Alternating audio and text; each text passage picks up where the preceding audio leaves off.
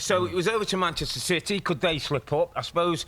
Listen, every time Man City play, Rob, and we sometimes are part of it, we look at the opposition and say, OK, there's got to be a twist in the 4 games for City and the 3 games for Arsenal. So we look at Wolves and think, OK, where's the twist? Hee-Chong Wang and Cunha are good players who can hit you on the counter-attack. Gary O'Neill's a very clever coach who sets his team up and they do this jump where they get turnovers, and could they hurt City? For all those things, Rob, and for all the stand-up arguments that people have, Manchester City blasted past Wolves. They did. They blasted past them, mate. I thought they got a little fortunate with the penalty, Rob, the first one. For me, and Gvardiol, they're both genuinely challenging for the ball at the same time. Gvardiol gets there first, so you have I just feel for defenders. Yeah. I mean, if you don't get the ball clearly, and it's another one of those, Robbie. Yeah. He doesn't see him, and I know that's not an excuse. But he just tries to clear the ball away, and the player comes in. Anyway, it was given. It was never going to get taken back because it's not clear and obvious error. But the referee points to the spot, and then Haaland scores. And then, there's a little bit. I thought Wolves had a period of playing a little bit of football. But as soon as the second goal goes in for Man City, then you know that Wolves have got to get 2 to take points off of them. Then you know it's not going to happen. Yeah. And City then they can go into different gears. The big lad then comes into his own, doesn't he? I mean, the header, Rob, is like magnificent. Yeah. Probably only him in the league can score that. Remember Ronaldo scored a header? When his body's above so high. Yeah. And he just looked... He looks hungry. He looks sharp again. He looks like, he didn't want to come off. He's got 4 goals. He doesn't want to come off. He's got 25 Premier League goals. Well, everyone's saying not a great season for him.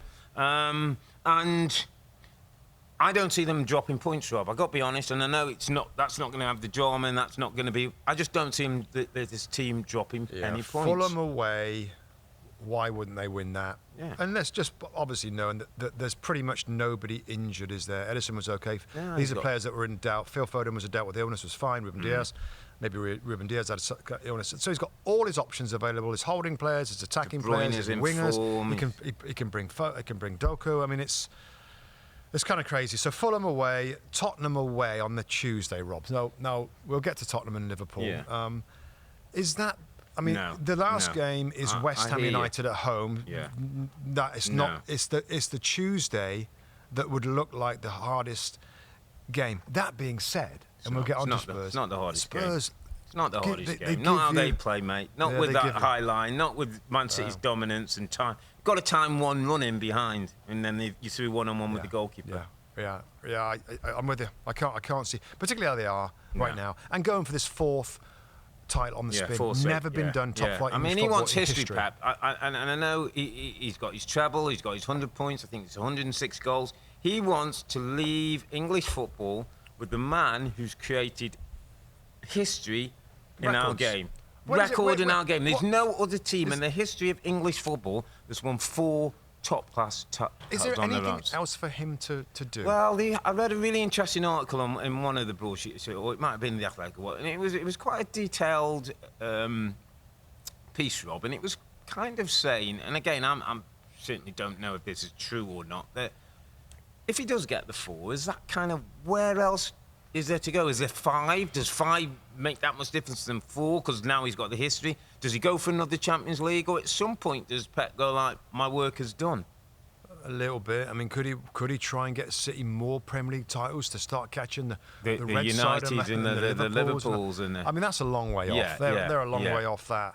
I don't know. And the other thing just on that, Robin, we did touch on it today, and I just want to go there with you because we were talking about managers today, and we sure and I am when we talk about Villa in a minute, and I was saying a similar. I wrote a note about Pep, Rob, that the hunger, drive, and the total commitment of football is so huge with these guys. Like Jurgen Klopp's decided for his health, and he needs a year off.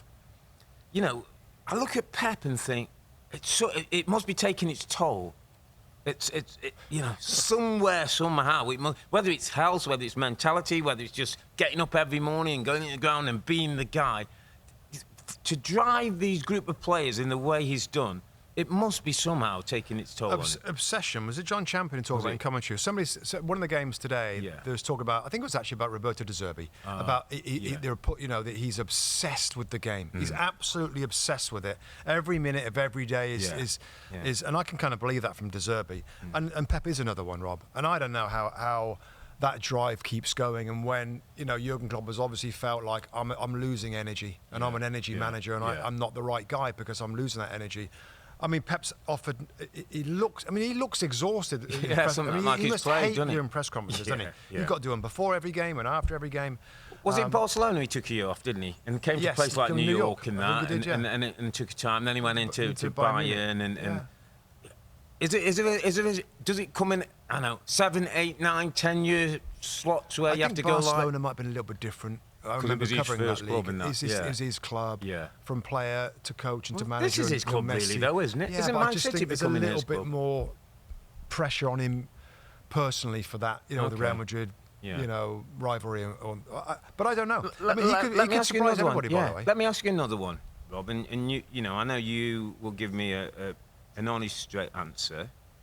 If you were Pep and you get 4, and might you think about, you don't want to lose the next one or finish 3rd one year and have a little bit enough. You like Liverpool have done, and that's fine because that's human nature.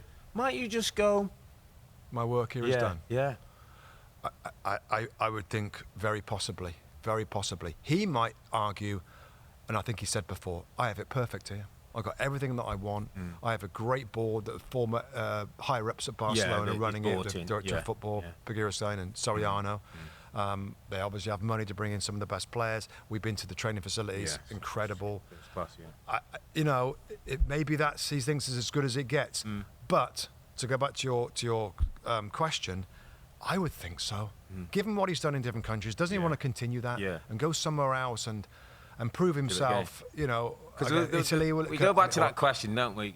Will Pep change the Premier League, or will the Premier League change Pep? I mean, he's changed English football forever in so many different ways. We ain't got time to get into now with style of play and with different positions, we'll do a pod on Pep when that time is. But let's not end it at the moment. They've still got work to do. They have. You're right. Still got to finish it off. Yeah. But this was no problem. 5-1. Hi there, I'm Rebecca Lowe, studio host for NBC's coverage of the Premier League. Don't forget to hit subscribe to watch more videos all season long. And for even more Premier League content, from original series to live matches, head over to Peacock. And be sure to tune in for Premier League mornings every weekend on USA Network and on Peacock. We will see you there.